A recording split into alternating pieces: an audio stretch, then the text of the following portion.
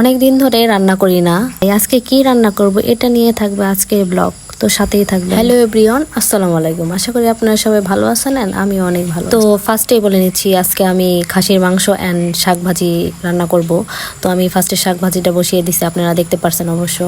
তো দেখতে দেখতে আমার শাক ভাজিও হয়ে গেছে। তো আমার মতো শাক প্রিয় কে কে আছেন অবশ্যই কমেন্ট করবেন।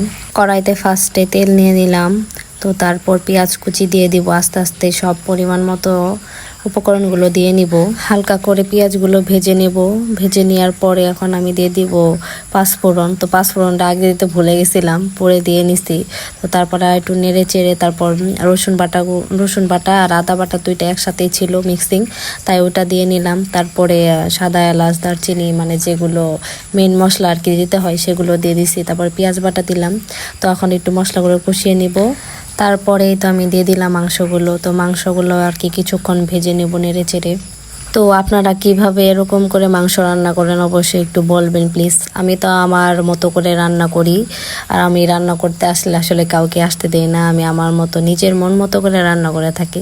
তো হলুদের গুঁড়া, মরিচের গুঁড়া, ধনিয়া তো এগুলো দিয়ে নিলাম। দিয়ে এখন একটু সুন্দর করে মাংসটা কষাবো। আর মাংস কষানোর মধ্যে হচ্ছে স্বাদ।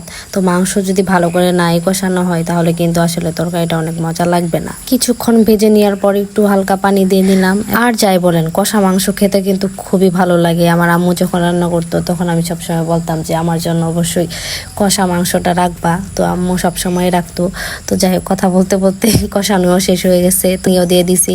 তার মানে আমরা এটাকে মৌ বলে থাকি। ভাবতাম যে আমাদের মা খালারা যে রান্না করতো তো এর মধ্যে কি স্পেশাল জিনিসটা দিত। তো আমি এর মধ্যে একটা সিক্রেট কথা বলি, মাংস রান্নার ক্ষেত্রে হোক আর অন্য কিছুর ক্ষেত্রে হোক, তো আমার শাশুড়ি মার হাতের একটা স্পেশাল জাদু আছে, যেটা মানে রান্না শেষ হওয়ার আগে আগে আর কি জিরা গুঁড়াটা দিয়ে দিলে আর কি স্পেশাল অনেক অনেক মজা লাগে খাবারটা।